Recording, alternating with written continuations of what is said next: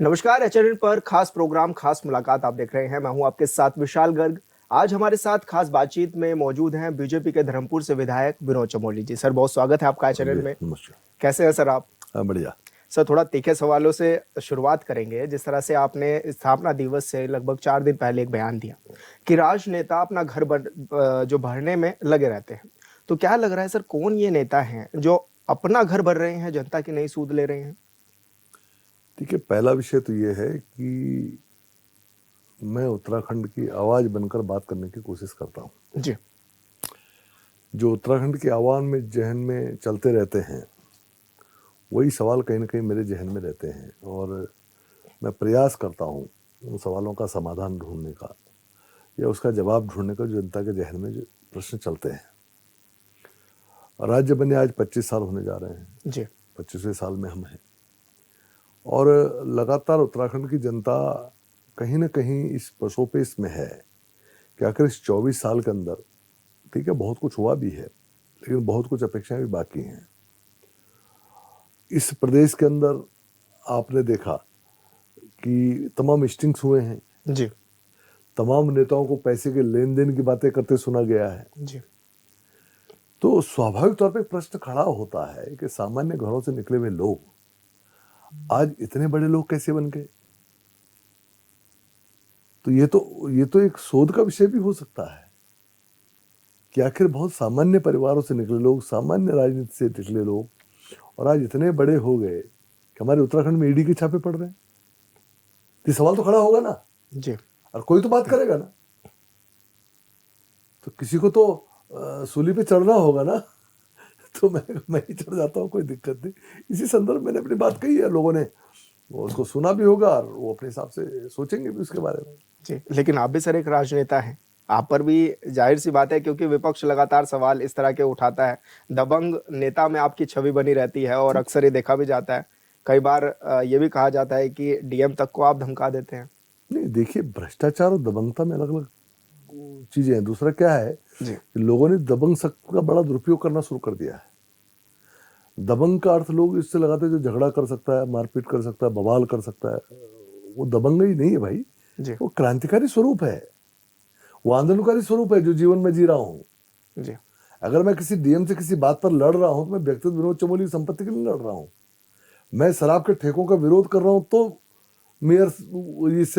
Mayor रहते हुए मैं डीएम से लड़ रहा हूं, मैं मुख्यमंत्री से लड़ रहा हूं कि मेरे क्षेत्र में ठेके मत खोलिए, इस पहाड़ की जनता को शराब में मत झोंकिए। जी। कोई मैं किसी की संपत्ति के लिए, किसी बिजनेस के लिए, किसी व्यक्ति के व्यक्तिगत लाभ के लिए मैं लड़ रहा हूं या बोल रहा हूं, तो ऐसा नहीं है। तो पहले तो दबंग शब्द ठीक होना चाहिए जी। कि दबंग नहीं है, ये क्रांतिकारी स्वरूप है, ये आंदोलनकारी स्वरूप है एक व्यक्ति का, जिसको उसने जिया है पूरे जीवन भर। जो क्रांतिकारी होगा वो गलत बात के खिलाफ खड़ा होगा ना, जी। वो सामाजिक चीजें ठीक करना चाहेगा, कोई कुरीतियों के खिलाफ खड़ा होगा और जो उसके आड़े आएगा वो उससे भी संघर्ष करेगा, उससे भी टकराएगा। तो यही तो करना चाहिए। और क्या काम है राजनेता का, बताइए ना मुझे। जी, लेकिन आप आरोप भी लगाते हैं कई तरह के, तो उन आरोपों को केवल बातचीत तक ही क्यों वो सीमित रह जाते आपने हैं? कई बार गौर किया होगा, मैं आरोप किसी व्यक्ति पर कभी नहीं लगाता जीवन में, जी। कभी नहीं लगाता। व्यवस्था पर मेरे सवाल होते हैं, कुरीतियों के खिलाफ मैं खड़ा होता हूं, जी। पहाड़ की आवाम के पक्ष में मैं लड़ाई लड़ता हूं। मैं किसी का व्यक्तिगत विरोधी तो हूं ही नहीं और वो भी नहीं सकता हूं, क्योंकि मैं सबके लिए समर्पित हूं, पूरे उत्तराखंड के लिए समर्पित हूं। तो मेरा आरोप कोई व्यक्तिगत तो कभी रहा नहीं। और कोर्ट कचहरी ये मेरा फील्ड नहीं है। जी। मैं राजनीतिक व्यक्ति हूं तो मैं अपने फोरम पे ही बात करूंगा। जी, लेकिन सर स्मार्ट सिटी बनाया, करोड़ों रुपए खर्च भी हुए, लेकिन आज भी शहर स्मार्ट नहीं दिखता है। हालाँकि आपने भी कई तरह के सवाल दागे स्मार्ट सिटी पर और अधिकारियों की कार्यशैली पर भी आपने सवाल खड़े किए। उसके बावजूद भी कोई बड़ी कार्रवाई नहीं हो पाई, या फिर कहा जा सकता है कि मुख्यमंत्री तक आप नहीं पहुँचे, आपने जाँच के निर्देश नहीं कराए? ऐसा नहीं है, तमाम चीजें ऐसी भी हैं जो पब्लिक डोमेन में नहीं आ पाती, जो हम लोग बातचीत करते हैं। जी। आपको ध्यान में होगा कि पहले स्मार्ट सिटी का काम किसी कंपनी को दिया गया था। जी। कंपनी ने ठीक प्रकार से काम नहीं किया, हम लोगों ने सवाल खड़े किए, हमने मुख्यमंत्री से बातचीत की और उसके बाद परिणाम यह है कि उस कंपनी से काम वापस लेकर फिर सरकार को अपने हाथ में लेना पड़ा और तब चीजें कुछ ठीक हुई पहले से। जी। तो ये ऐसा नहीं कि ऐसे ही हो गया, इसमें कहीं ना कहीं हम लोगों ने पहल की और माननीय मुख्यमंत्री जी ने इसका संज्ञान लिया और उसके बाद ये सरकार के हाथ में गया और उसके बाद चीज़ें ठीक करने का प्रयास किया गया और ठीक हुआ भी। मेरी उस पर एक आपत्ति हमेशा बनी रही है कि जो नगर निगम के बोर्ड में मैंने जब स्मार्ट सिटी का प्रस्ताव पास किया था जी। तो उसके लिए जो ब्लूप्रिंट मैंने तैयार किया था पूरे शहर के लिए, ये डेवलपमेंट प्रोसेस उससे इतर हो गया, उससे हट गया। वो चीज़ें उसमें इंक्लूड नहीं हो पाई या नहीं आ पाई, ऐसा मेरा मानना है।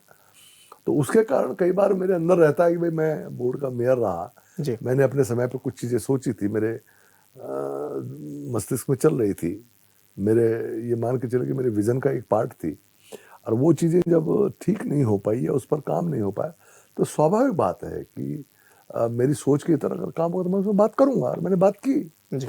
मीडिया ने मुझसे सवाल किया तो मैंने मीडिया को भी अपनी तरफ से जो जो कहा जा सकता है वो कहा है उसमें। जी, तो क्या अभी आपको लग रहा है कि आप संतुष्ट हैं अब स्मार्ट सिटी के कामों से? नहीं, देखिए, पूरा संतोष तो मुझे हो नहीं सकता, मैंने आपको कहा ना जी। कि मैंने जो ब्लूप्रिंट बनाया था उसके हिसाब से नहीं हो पाया, तो स्वाभाविक बात है जीवन पर्यंत मैं संतुष्ट नहीं रहूंगा उससे। लेकिन सरकार ने जो बाद में कदम उठाए और चीजें कुछ ठीक की, तो आप पार्शली जो है कह सकते हैं कि कुछ संतोष तो मुझे हुआ, कुछ चीजें ठीक हुई। और उसमें एक जो बड़ा मसला था, मैंने आड़त बाजार के चौड़ीकरण का मसला स्मार्ट सिटी को दिया था जी। स्मार्ट सिटी में ये चर्चा भी हुआ, बाद में स्मार्ट सिटी ने उसको एमडीडी को सौंप दिया जी। क्योंकि वीसी एमडीडी सीईओ होते थे, बाद में एमडीडी ने भी हाथ खड़े कर दिए। जी। तो फिर मैंने सरकार में बात की और सरकार ने फिर उसको एक्सेप्ट किया और आज आड़त बाजार चौड़ीकरण हो रहा है। जी। जो मेरा एक ड्रीम प्रोजेक्ट्सों में से था, एक चक्रोतर रोड था, एक आड़त बाजार था। जब मैं चेयरमैन था तब दोनों सड़कों पर मैंने काम किया था। जी। चक्रोतर रोड में मेयर रहते हुए चौड़ा कर गया। आड़त बाजार, कुछ सौभाग्य की बात ऐसी है कि आज भी मेरी विधानसभा का हिस्सा मैं वहां पर काम कर रहा हूँ, आज मैं उसको कर पा रहा हूँ। इस बात का मुझे संतोष है कि देहरादून की 2 बॉटल नेक थी, उन दोनों बॉटल नेकों को क्लियर करने में विनोद चुमोली की भूमिका है, इस बात का बड़ा संतोष है मुझे। लेकिन मेयर बनने के बाद आप 2 बार से विधायक भी हैं देहरादून के धर्मपुर से। आपकी कौन सी ऐसी उपलब्धियां हैं जिनको आप खास मानते हैं या आपको लगता है कि ये करना अभी बाकी है? देखिए, काम जितना हो जाए कम है। जी। हाँ, ये जरूर है कि मैं लगातार निरंतर काम में हूँ और आज 39 साल हो गए मुझे लगभग राजनीतिक क्षेत्र में काम करते हुए। इसी में मैं नगर पालिका अध्यक्ष भी हुआ, मेयर भी बना, फिर मेयर बना, 2 बार विधायक भी हो गया, सभासद भी रहा। ये सब मेरे जीवन का हिस्सा है। इसमें मैंने शहर के लिए कुछ चीज़ें देखी हैं तो जिन पर काम अभी भी चल रहा है। ऐसा नहीं, अब आप देखिए ना, चक्रोतर रोड को मैं 97 में चौड़ा कर रहा था जी। 97 में मैंने वहाँ डिमोलिशन किया था, कृष्णा और प्रभात ताकि जो था उसके आगे जी। उसके बाद में 2008 के बाद आके 2011 में कर पाया। इतना लंबा टेन्योर मुझे उसको क्लियर करने में लगा, लगभग 12 साल बाद मैं उस काम को कर पाया क्योंकि मेरे माइंड में वो चीज़ थी। और जब मैं मेयर बन के आया था तो मैंने कहा लगता है मेरी वापसी जो है चक्रोतर रोड चौड़ी करने के लिए हुआ, और वो हुआ। इसी तरह आड़त बाजार एक बड़ा इशू है जो 97-98 में मैंने शुरू किया, वो आज 2024-25 में, 25 और 26 में जाके वो क्लियर होगा, तो 25-26 में हो रहा है। तो डेवलपमेंट प्रोसेस है, मेरे ब्रेन चाइल्ड हैं, उससे ये काम आगे बढ़ रहे हैं। नगम निगम का फॉर्मेशन था, वो भी मेरा ब्रेन चाइल्ड था, आखिर मैं कर पाया, फिर मैं उसका विस्तार कर पाया। तो ये प्रभु की कृपा है कि जो जो मैंने सोचा वो समय के साथ साथ चीज़ें ठीक होती चली गई। समय अधिक लगता है क्योंकि पूरा सिस्टम उसमें इन्वॉल्व होता है और पूरे सिस्टम में चीज़ों को एग्जीक्यूट करने में बहुत टाइम लगता है। हमारा देश का सिस्टम ही ऐसा है। लेकिन कुछ संतोष मुझे है, आपको ध्यान में होगा जब मैं विधायक बना था तो ये जो आपका बाईपास का काम अधूरा पड़ा हुआ था, वो पूरा नहीं हो पा रहा था, कोर्टों में लटक रहा था। सरकार में उससे पहल की और उसके बाद वो काम पूरा हुआ। अभी भी कुछ काम होना बाकी है, उस पर प्रोसेस चल रहा है। इसी तरह से जो आरओबी का मामला था, कितने वर्षों से वो लटका हुआ था, उस पर कभी कुछ हो नहीं पाता था। त्रिवेंद्र जी की सरकार में हमने उसको स्टार्ट किया।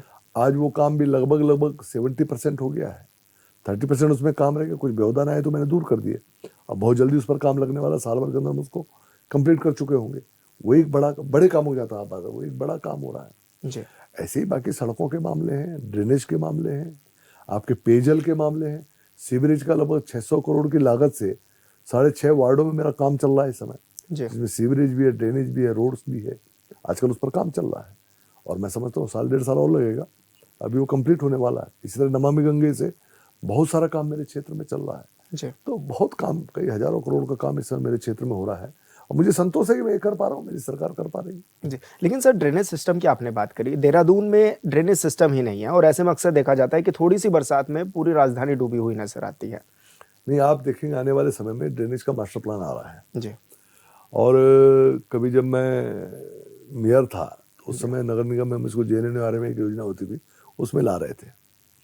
उस समय फिर वो बात धीरे धीरे करके आई गई होगी, उस पर आगे नहीं बढ़ पाए। जी, लेकिन अभी जब मैंने सरकार में परसों किया, और मैं लगातार ड्रेनेज पर बोलता रहता हूँ, तो अभी सरकार में उसका मास्टर प्लान तैयार हो रहा है। मुझे लग रहा है ये अभी तक तो 3000 करोड़ तक का एस्टिमेशन उसका हुआ है। जी, मुझे लगता है इससे ऊपर और जाएगा। तो पूरे देहरादून का हम ड्रेनेज प्लान बना रहे हैं, उसकी जोनिंग कर रहे हैं और उस पर इस समय एक्सरसाइज चल रही है। और आने वाले समय में आप देखेंगे कि देहरादून का ड्रेनेज का अपना एक मास्टर प्लान होगा, जी। और उस मास्टर प्लान के हिसाब से अगर काम होगा तो बहुत हद तक इसमें राहत मिलेगी। ये आने वाले समय में होने वाला, हम लोग करने वाले हैं। लेकिन सर एक सबसे बड़ी जो मेजर समस्या है राजधानी देहरादून में, वो सबसे बड़ी आप भी देखते होंगे कि ट्रैफिक। जब भी घर से बाहर निकलते हैं तो घंटों जाम में जूझना पड़ जाता है। क्या वजह आप इसके पीछे की मान रहे हैं? क्या हमारे पास कोई ट्रैफिक प्लान मजबूत नहीं है? नहीं, देखिए ऐसा नहीं है। आप देहरादून की आबादी किस तरह से बढ़ी है, जी, जरा इसको नज़दीक से अनुमान लगाइए। जी, आपकी उम्र तो अभी कम है, जी, लेकिन मुझे ध्यान है जब हम छोटे होते थे तो देहरादून बहुत थोड़े लोगों के लिए बना हुआ शहर है, डिजाइन शहर है, जी, और एक पहाड़ी शहर था अपने आप में।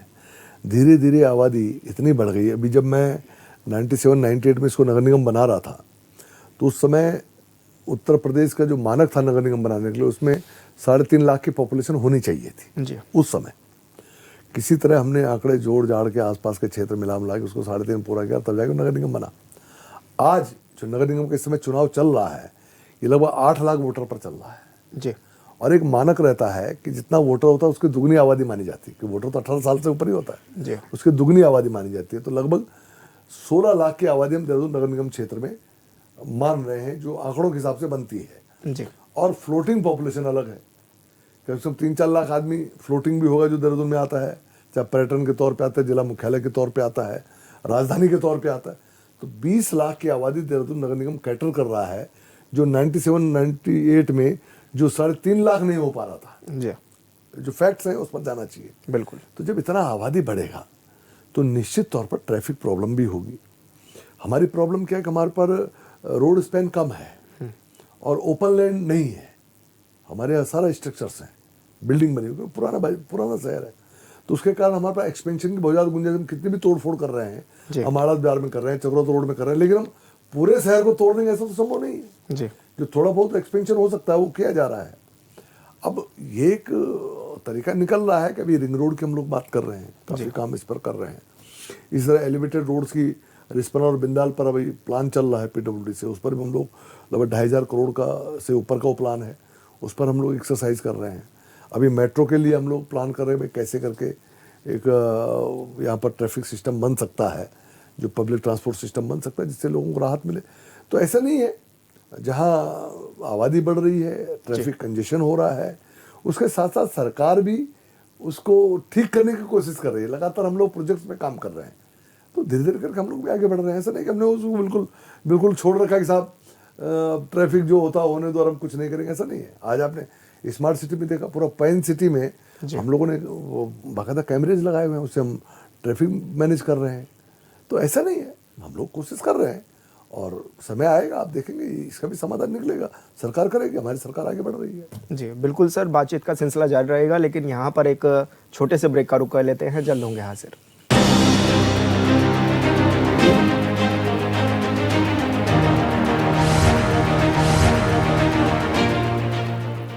ब्रेक के बाद स्वागत है आपका। विनोद चमोली जी हमारे साथ खास मुलाकात में लगातार बने हुए हैं। सवाल जवाब का सिलसिला लगातार जारी है। चमोली जी, अभी ट्रैफिक की बात चल रही है। अभी दिल्ली देहरादून हाईवे हम लोग बना चुके हैं, जल्द ही उसको तैयार भी किया जा रहा है, उद्घाटन उसका हो जाएगा। ऐसे में आप कह रहे हैं कि अभी पॉपुलेशन अगर देहरादून में बढ़ गई है, अभी जाम की स्थिति है, तो जब दिल्ली से इतना बड़ी संख्या में लोग पहुँचेंगे देहरादून में, तब कैसे संभलेगी स्थिति? देखिए, वास्तव में चिंता है, लेकिन आप सिर्फ दिल्ली देहरादून हाईवे देख रहे हैं, आप शिमला बाईपास चौड़ा होता नहीं देख रहे हैं। जी, जो झाझरा होते हुए हमारा रोड निकल रहा है, हम मसूरी के लिए बाईपास रोड निकाल रहे हैं, वो आप नहीं देख रहे हैं। जी, हम इसी तरह से जो सहजार रोड होते हुए हम मसूरी जाने वाले हैं, वो आप नहीं देख रहे हैं। जो एलिवेटेड रोड्स का मेरा प्रोजेक्ट चल रहा है, जिस पर मैं बात कर रहा हूँ कि अभी काम चल रहा है, वो आप नहीं देख रहे हैं। तो क्या ये ट्रैफिक कंजेशन के लिए जी, क्या ये साइड बाय साइड ये प्लान नहीं चल रहे हैं क्या? जी, ये सब प्लान नहीं चल रहे, वो बड़ा प्लान हो सकता है, लेकिन सब प्लान तो ये भी हो रहा है, इसको भी हम प्लान कर रहे हैं। अभी जो रेलवे स्टेशन हम हर्रा वाले की बात कर रहे हैं, क्या वो आप नहीं देख रहे हैं क्या? तो क्या ये सब साथ साथ नहीं चल रहा है क्या? जी, तो क्या इंटायर सिटी को हम एक प्लानिंग के तहत आगे नहीं बढ़ा रहे हैं क्या? ये ठीक है कि हमारे पास ट्रैफिक लोड बढ़ेगा, नो डाउट, और हमारा ट्रैफिक भी इजी होगा दिल्ली जाने के लिए, हमारा टाइम स्पेंड कम होगा, ये ठीक है, लेकिन उसके साथ साथ हम शहर को भी व्यवस्थित करने की बात करें। ऐसा नहीं कि हमारे जहन में वो चीज़ें नहीं है, जी, हमारे जहन में अगर ये है कि भाई हम यहाँ से दिल्ली के लिए रास्ता सुगम कर रहे हैं और देहरादून में ट्रैफिक बढ़ेगा, तो हम देहरादून को भी इजी करने की कोशिश कर रहे हैं। तो ऐसा नहीं है, हम एज ए होल सारी चीज़ों को देख रहे हैं और उस पर काम कर रहे हैं। तो लोगों को नाउम्मीद नहीं होना चाहिए, लोगों को समझ में आना चाहिए कि हम लोग बाकायदा जैसे लोगों की उम्मीदें, जो लोगों की चिंताएं, सरकार उन चिंताओं को लेकर आगे बढ़ रही है और उसका समाधान ढूंढ रही है। जी। सर एक नज़र स्ट्रीट लाइट्स पर भी डाल लेते हैं। स्ट्रीट लाइट्स की हालत जो है वो हमेशा बद से बदतर नज़र आती है। कई मोहल्ले में, गलियों में अंधेरा ही नज़र आता है। निकाय चुनाव भी चल रहे हैं और अक्सर ये वाले मुद्दे ज़्यादा हावी हो जाते हैं कि स्ट्रीट लाइट नहीं जल रही है। उस लोगों को किस तरह से आप बात भी कहेंगे और क्या कहेंगे कि कब ये तस्वीरें जो है हालात थोड़ा बदलेंगे? एडमिनिस्ट्रेटिव प्रॉब्लम है। जी, नगर निगम में मेयर भी रहा हूँ, उस समय इतनी समस्या नहीं थी, शहर बढ़ गया है। मैंने आते आते ये पूरा शहर एलईडी पे लाया जी, और इसको आउटसोर्स किया, पूरा स्ट्रीट लाइट के सिस्टम को। अब ये कंपनीज कई बार गड़बड़ कर देते हैं और उसके कारण शहर के लोगों को परेशानी होती है। जी, अब क्योंकि सारा शहर जो है कंपनियों को हैंडओवर हो गया था, तो उसको कैसे करके चलाना था, ये थोड़ा सा एडमिनिस्ट्रेटिव फ्लो भी है जो नगर निगम लेवल पर है। जी, लेकिन मैं समझता हूँ अब नया बोर्ड आ रहा है और इसकी प्रॉपर मॉनिटरिंग होगी और ये समस्या भी धीरे धीरे हल हो जाएगी। अभी कुछ सुधरी है काफ़ी समय से। जी, बीच में कोई बरसात हो तो बरसातों में लाइटें बहुत ख़राब होती हैं, फिर ठीक करने में टाइम भी लगता है क्योंकि बारिशों में ठीक नहीं हो पाती हैं।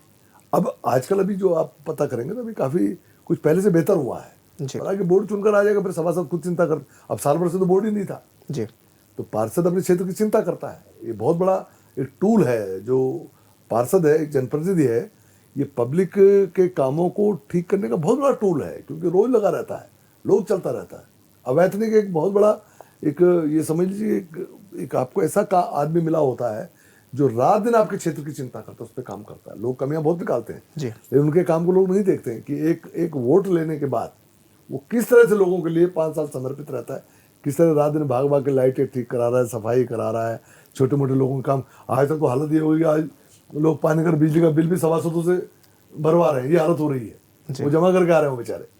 तो ये सारा क्योंकि साल भर से नगर निगम नहीं था, बोर्ड नहीं था, उससे भी थोड़ा प्रभावित हुआ होगा। लेकिन मुझे ऐसा लगता है कि वो बोर्ड क्यों गठित हो रहा है, 25 को रिजल्ट आ जाएंगे और मुझे लग रहा है मार्च फर्स्ट वीक तक हमारा गठन हो जाएगा, तो उसके बाद चीज़ें ठीक हो जाएंगी, काफ़ी हद तक कंट्रोल में आ जाएंगी। जी। सर मलिन बस्तियों को लेकर भी आप अध्यादेश लेकर के आए, तीसरी बार आप अध्यादेश लेकर के आए हैं और क्या कहेंगे इसको लेकर? देखिए, मलिन बस्तियों में बड़ा क्लियर है कि लाखों की आबादी है। जी, हमारी पार्टी का बड़ा क्लियर विजन है कि हम किसी को टूटने नहीं देंगे। मलिन बस्तियों को बचाना हमारी जिम्मेदारी, क्योंकि जी, आम आदमी को आवास की सुविधा उपलब्ध कराना भी सरकारों की जिम्मेदारी है। जी, अगर उन्होंने स्वयं की व्यवस्था की हुई है तो उसको संरक्षण देना हमारी जिम्मेदारी है। जी, और ये बेसिक नीड्स में आता है, रोटी कपड़ा और मकान, तीन चीज बेसिक नीड्स में आता है, तो ये उसकी बेसिक नीड्स में आता है। आपने देखा होगा, जब मैं चेयरमैन रहा उससे पहले मैंने हाउस टैक्स मलिन बस्तियों पर लगाया था जी, और काफ़ी हद तक उनको रेगुलराइज करने की हमने कोशिश की थी। पहले भी क्या था, रेगुलर और इरेगुलर दो मलिन बस्तियाँ होती थी, दो कैटेगरीज होती थी। जी, कुछ मलिन बस्तियों को बाकायदा रेगुलर घोषित किया जाता, जिनमें डेवलपमेंट वर्क होता था, वो रेगुलर नियमित मलिन बस्तियों को हम बोलते थे, और बाकी इमर्जिंग बोलते थे, जो बन रही हैं। बिल्कुल, समय समय पे ये आंकड़े बदलते रहते थे, क्योंकि वो जो इमर्जिंग है वो फिर रेगुलर में कन्वर्ट हो जाती थी। ऐसा पहले चलता था, आज भी लगभग कमोबेश वही स्थिति है। तो मलिन बस्तियों को बचाने का काम हम लोगों ने हमेशा किया, टैक्स लगा के उसको नियमित भी किया, उसको अस्थायित्व प्रदान करने के लिए, मालिकाना हक के लिए भी हम लोग लगातार एक्सरसाइज कर रहे हैं। तो मलिन बस्तियों को उजड़ने नहीं दिया जाएगा। बीच में आपने देखा होगा कि हाईकोर्ट के एक आदेश आए थे जिसमें मलिन बस्तियों को भी अतिक्रमण की श्रेणी में रखा गया। जी, अब इतना मास डिमोलिशन संभव ही नहीं था और करना भी उचित नहीं है, क्योंकि इतने लोगों को आप कहाँ ले जाएंगे, कहाँ उनके लिए आवास सुविधा कराएंगे। तो फिर सरकार ने निर्णय लिया कि हम अध्यादेश लाकर इनको सुरक्षित करते हैं। पिछले 3 बार से हम लगातार अध्यादेश ला रहे हैं, हमने उनको उजाड़ने नहीं दिया। ये भारतीय जनता पार्टी सरकार ने किया है। ये मलिन बस्ती लोगों को भी आश्वस्त रहना चाहिए कि भारतीय जनता पार्टी लगातार उनको बचा रही है, उनका विकास कर रही है, और आगे अगर मालिकाना अधिकार भी कोई दे पाएगा तो भारतीय जनता पार्टी दे पाएगी, क्योंकि हम उसका रास्ता निकाल रहे हैं, उस पर काम कर रहे हैं। जी तभी फ्लड जोनिंग तय हो रही है। अभी आपका ग्रीन ट्रिब्यूनल का मामला चल रहा है, जी लेकिन ग्रीन ट्रिब्यूनल ने जो निशान लगाए हैं उससे पहले सरकार को देने को फ्लड जोन में आ रहे हैं कि नहीं आ रहे हैं। जी और फ्लड जोनिंग स्टेट सब्जेक्ट है, क्योंकि सरकार पहले अपना फ्लड जोन तय करेगी। अब उन्होंने कुछ किया थोड़ा बहुत एक्सरसाइज, लेकिन अभी तो मैं उससे संतुष्ट नहीं हूँ, अभी बहुत कुछ काम करना बाकी है। जी उसका हाइड्रोलॉजिकल सर्वे प्रॉपर होगा, प्रॉपर होने के बाद फ्लड जोनिंग उसकी फिक्स होगी कि ये फ्लड जोन होगा। फ्लड जोन के बाद उसका नोटिफिकेशन होगा नदियों का, नोटिफिकेशन होने के बाद जो जगह बचेगी उस जगह का श्रेणी परिवर्तन होगा, श्रेणी परिवर्तन होने के बाद फिर उनका रेगुलाइजेशन हो पाएगा। जी लेकिन जब तक फ्लड जोनिंग तय नहीं होती है तब तक किसी को भी आप अतिक्रमण नहीं कह सकते, उस श्रेणी में नहीं ला सकते हैं। हाँ ये ठीक है, सरकार की जगह पर उन्होंने बना रखा है, और देहरादून में ये भी स्थिति है कि सारी भूमि सरकार की नहीं है, जी कुछ गुरुराम राय की है, कुछ बद्रीनाथ टेम्पल कमेटी की है, कुछ फॉरेस्ट की है, कुछ रेलवे की है। तो यहाँ जो मलिन बस्तियाँ हैं वो सारी सारी सरकार की ज़मीन पर नहीं है, जी वो अन्य श्रेणी की ज़मीनें हैं जिन पर वो मलिन बस्तियाँ बनी हुई हैं। तो भविष्य में श्रेणी परिवर्तन करके उनको रेगुलाइज करने की ओर हम लोग आगे बढ़ेंगे।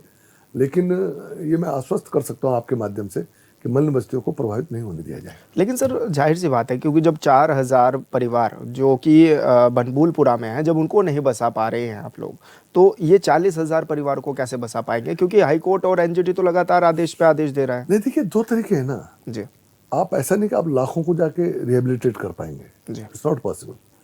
गवर्नमेंट के लैंड पर वो बैठे हुए हैं, गवर्नमेंट लैंड पर रेगुलाइज गवर्नमेंट कर सकती है, आने वाले समय में करेगी, जी आने वाले समय में करेगी। और उसके बाद भी जो फ्लड जोन के अंदर आएंगे, मान लो तब 5-7 हज़ार परिवार बच जाते हैं, जी तो 5-7 हज़ार तो घर बना के दिए ही जा सकते हैं, बिल्कुल। रिहेबिलिट किया ही जा सकता है। और प्रधानमंत्री आवास योजना में हम लोग ये काम कर ही रहे हैं। वैसे नहीं कि समाधान नहीं है, समय आएगा वो समाधान भी निकलेगा, उस पर हम लोग लगातार विचार कर रहे हैं, उस पर एक्सरसाइज चल रही है। समय आप देखेंगे, समय आएगा सबका समाधान होगा। लेकिन ऐसा तो नहीं सर कि 2027 के लिए वोट बैंक तैयार कर रहे हैं आप लोग? कोई वोट बैंक नहीं, कोई मलिन बस्ती हमने तो बचाई नहीं, हम तो बचाने का काम कर रहे हैं। कांग्रेस क्लेम करती है कि इंदिरा गांधी जी ने जब नसबंदी का प्रोग्राम चलाया था जी और इंदिरा गांधी जी ने गरीबों को बसाने की बात की, तो कांग्रेस क्लेम करती है, जी और खुलेआम बोलते मलिन बस्तियों को हमने बसाया, जी और मलिन बस्तियों को उन्होंने बसाया, फिर भगवान भरोसे छोड़ दिया। बाद में भारतीय जनता पार्टी ने उसको बनाया, जी उन्होंने बसाया तो हमने बनाया और हमने बचाया। तो ऐसा नहीं कि हमने कोई वोट बैंक तैयार कर रहे हैं, लेकिन हम आम जनजीवन को बचाने का प्रयास कर रहे हैं, जो हमारी जिम्मेदारी है। जी। लेकिन सर अब ये भी देखा जा रहा है कि जिस तरह से पहले दिल्ली में प्रदूषण सुना जाता था, अब देहरादून में भी प्रदूषण पूरा अच्छे से बढ़ने लगा है।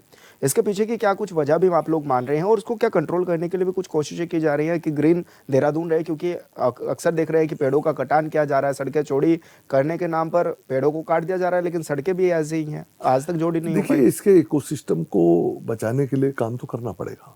आपने देखा समय समय पर हमारे प्लांटेशन के कार्यक्रम भी चलते हैं।